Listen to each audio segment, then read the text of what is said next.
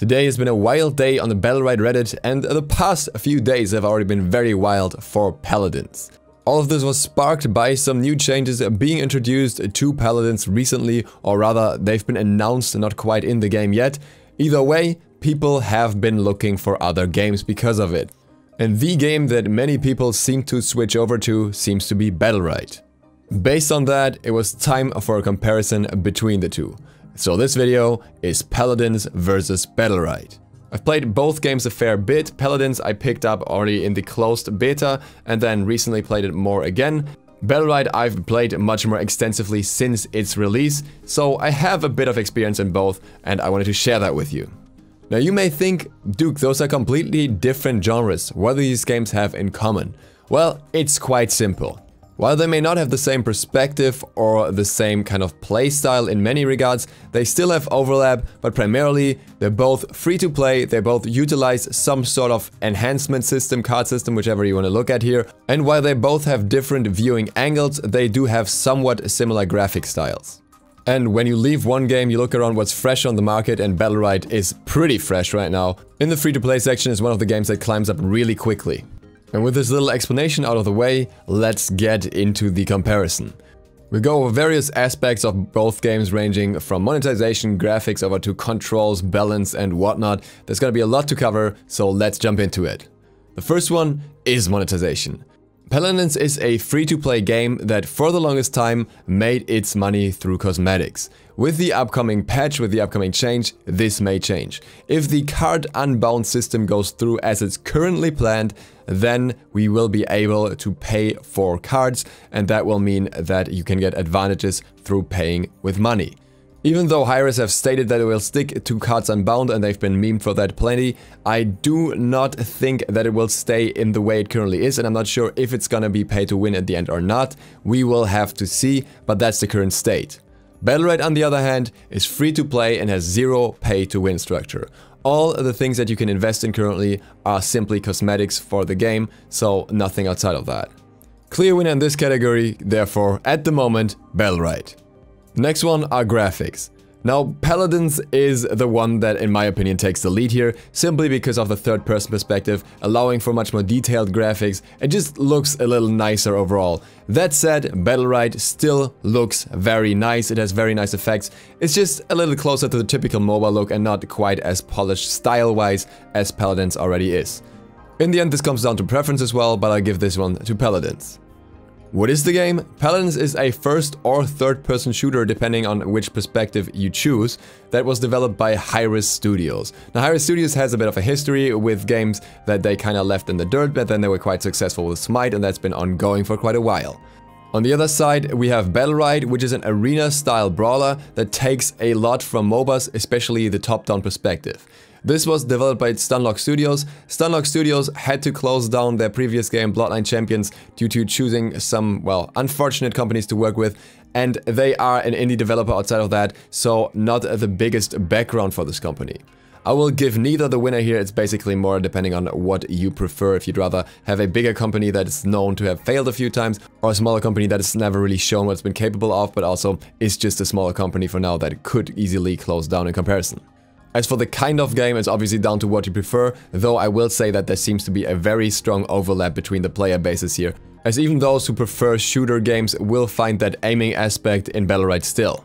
Paladins has already been released for 3 platforms, PC, Xbox and PS4. Battlerite is on PC for now, it will be released for the consoles later, but not yet, so Paladins wins this one. The beta release for Paladins was on the 17th of November 2015, that was closed beta though.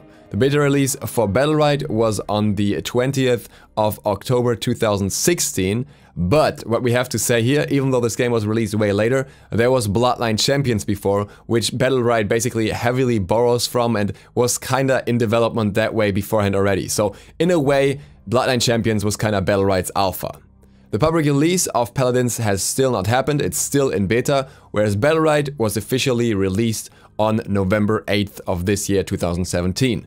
As such, Battlerite is the winner here. When it comes to the in-game mechanics and how fluid the game feels, I would say Paladins is pretty alright. It's doing better than some others, but there are still some things that you'd like to see polished. There's still some glitches and some things that just feel a little off, don't have that perfect feel yet. In that regard, Battlerite does everything absolutely right. Basically every ability in the game feels satisfying to hit, to use, the sounds are right, the animations are right, it's just super fluid, and that's a big plus for this game, so this one definitely 100% goes to Battlerite. When it comes to skill, Paladins demands a certain level of skill, especially when you're playing a sniper, but it does have entry-level champions as well. Overall, I would say most of the roster in Paladins is relatively easy to pick up, and well, if you want to be really good at the game, you probably have to aim a lot better, so the skill cap in some regards is relatively high, but at the same time, I would say on Battlerite's side, we have a higher skill cap overall. I do believe that Battlerite's skill floor is a little bit overstated at the moment. It has a bit of this Dark Souls kind of thing where you kind of are a bit elitist if you tell everyone, yeah, I'm so good at Battlerite because it's so hard to pick up and I can play it. I do think that Battlerite is not that hard to pick up if you're familiar with the genre, but the skill ceiling, the skill cap is incredibly high. You have to be very aware of what all your enemies are doing, and you have to have very good timing with your skills, and I would say that goes beyond what Paladins requires. This comes with a downside though. The entry level is simply not as nice in Paladins. You have to go through a longer tutorial to learn everything, and therefore I give this one to Paladins. It's just nicer if you can enter the game relatively easily. But before you get upset as a Battlerite player, at the same time, if we look at the abilities per character, we have 5 in Paladins, we have the basic attack plus 4 abilities, we have 9 in Battlerite, the basic attack, 6 abilities and 2 X abilities. So if we give the winner in the other category for skill floor and skill ceiling to Paladins, then we definitely have to give the one for abilities per character to Battlerite. And then there's the story of balance. And when it comes to Paladins, I can just say, yeah, well. Paladins doesn't have terrible balance for the most part, even though it's sometimes painted like that, but it definitely doesn't have the greatest balance either, so let's shut the door on that one and move right over to Battlerite. Battlerite has very good balance. I do not think that every champ is 100% balanced as some people try to claim. I do think that especially in new releases may need some fine-tuning here and there, but overall the game is very balanced, more balanced than Paladins, and therefore Battlerite is the winner here. Looking at leveling systems, both games have account levels that give you rewards for leveling up, especially chests. In Paladins, you have the in-game burn cards, which can enhance certain things, for example anti-heal, along with choosing your deck at the start of the match. So you have multiple options to counter enemies. In Battlerite, you only have the option to counter enemies through your battle rights, which you can change at the start of the match as well, so it's a little less complex in that regard. In the end, which one you prefer is really down to what you like better. If you like the adjustment throughout the match, leveling up in the match a little bit, or getting gold rather, and using that, or if you just want to have an even fight throughout the match with no advantage for either. It's a bit different in terms of how the game system works anyways, so I really don't want to put a winner in this one. For ability customization or upgrading, Paladins has the card system, which can be collected over time, and it's quite a grind to collect all the cards. If the new system goes through, it's pretty much almost impossible. You have to pay so much for it or buy them. Whereas Battlerite simply unlocks all the Battlerites for you from the start, and as such, Battlerite is the clear winner in this one. No disadvantages even all the way through for everyone. That is just great in my opinion. Character customization, on the other hand, is a bit of a different story. In Paladins, you can pretty much customize everything about your character. You can put various different skin parts together into one skin, you have different voice packs for the characters, you have sprays, you have poses, and you have a mount. And all of that looks very polished as well, especially due to the 3D perspective. With Battlerite, we have 2 skin parts per character, still not terrible, but a lot less. You have the mount customization and you have the poses. I'm sure there will be more things down the road, but in comparison, Paladins is definitely the winner here for now. They are just a lot better when it comes to how much you can adjust about your character and its looks in itself. Communication systems are an important point for both games, as you kind of require them, especially when you play with teammates that are not pre-made with you. In Paladins, you have the VGS, the voice-guided system, which allows you to give commands to your allies with pushing 3 to 4 different buttons right after each other, very quickly, very efficient. Once you learn, it's very useful. But you also have a chat, and you also have a voice system. So all options for communication are there. You can obviously mute the ones that you don't want. In Battlerite, you have a chat. This one goes to Paladins. Sorry, Battlerite, you gotta work on that one. Combat is a very complex point, especially since the games play differently. I would say the main focus in Paladins lies in strategical positioning, playing as a team with a frontliner and with flankers and with healers and all that kind of stuff. Everyone doing their own job on the field, and the intensity of aim that's required to win varies once again depending on the character. Kills can happen relatively quickly, you can be bursted down relatively quickly if you're playing a squishy character, and it's typically a 5v5 setup. Battlerite also has a varying aim intensity depending on the character, but overall it requires a fair bit more aim than, say, spamming with Ceres in Paladins. There's also a high emphasis on countering. You need to learn that properly, as many characters have some sort of counter in their kit. You have to learn the escapes of your enemies and learn your own escapes and learn to use them properly. And overall, you will have to do all that very quickly as well. I would say, in a way, Battlerite requires a strategic spam of abilities. You're not really spamming them, but you're using them very quickly in a very quick succession in order to get the maximum potential out of them and utilize your cooldowns as much as possible.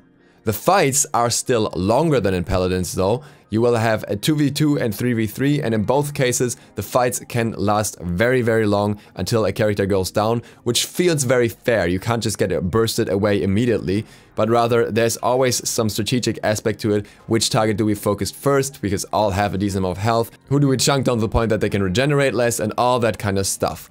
What I can certainly say is that the combat in Battlerite almost never makes you feel like the game kinda trolled you or won over you and it wasn't actually the player.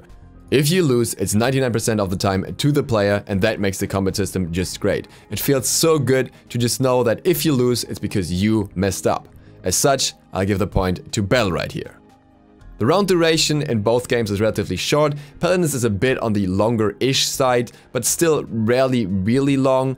It's kinda up to maybe 15 minutes at best in most situations, and shorter than that quite often. Battlerite's rounds are a little shorter-ish. Most rounds I had were 5 to 8 minutes, so nothing too long. It can be squeezed in between other queues or whatever. Which one you prefer is absolutely up to you, so no winner here. The long-term potential of both games, I would say, is somewhat questionable. With Paladins, it comes down to if they can make up their mind about the changes, how people actually take the changes in the end, and how they develop exactly. It feels like at the moment they're balancing a little bit on one leg, but we'll see what happens in the long run. With Battlerite, we have the point that there's an indie developer behind the game, whereas Hi-Rez just has a bit more funds, and Battlerite as such can basically close down any day. But at the same time, the developers seem to be very passionate about the game. Then again, the previous game by them was also closed down, Beanland Champions. So I would just say both are in a kind of questionable spot, and we'll just have to see what happens. They can both have great potential still, but they can both also easily fall apart. Performance-wise, I've had no bigger issues with either of the games as of late, so I will not find a winner here. I will just say that both run relatively stable. I can reach slightly higher frames in Paladins at the moment, but if I change my settings in Battlerite, that would probably be even as well.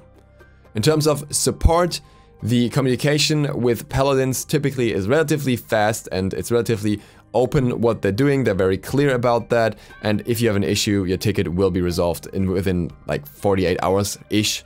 Whereas in Battlerite, things are a little slower at the moment. That is because it's a 45-man studio, and they just have 2 people for support, and one of them was just recently hired. But at the same time, they have very detailed communication on Reddit when it comes to tickets. Now the thing is, if you have another issue that's not the one on Reddit and you're waiting for your ticket, it can be kind of dragged out. I will give this one to Paladins for now. That may change if Battlerite grows further. And that brings us to the conclusion and the virtual internet point distribution. According to my statistics, absolutely professional, Battlerite gets 7 points and Paladins gets 6. Now make of these points what you will. I will say that at the moment I will give more props to Battlerite simply because of their playability through the card system that Paladins just kinda messed up for now. And I do think that both games are very much worth playing and trying out. If you're playing one of them, you can easily dip your feet into the other one and see how it feels for you. But maybe wait a little bit with the Paladins until the card issue is a little bit resolved at least. At the end of the day, you may prefer one perspective or the difficulty level of one of the games, or you're like me and you just play both. With that, thank you guys for watching. I hope this was interesting and insightful. If you are not subscribed yet and new to the channel, feel free to click the sub button and maybe the bell. It really helps me out. And it gives you the chance to win some codes down in the description, which I post there sometimes. Other than that, catch me streaming on Twitch TV/DukeSloth if you want to. See you for the next one tomorrow. DukeSloth, out.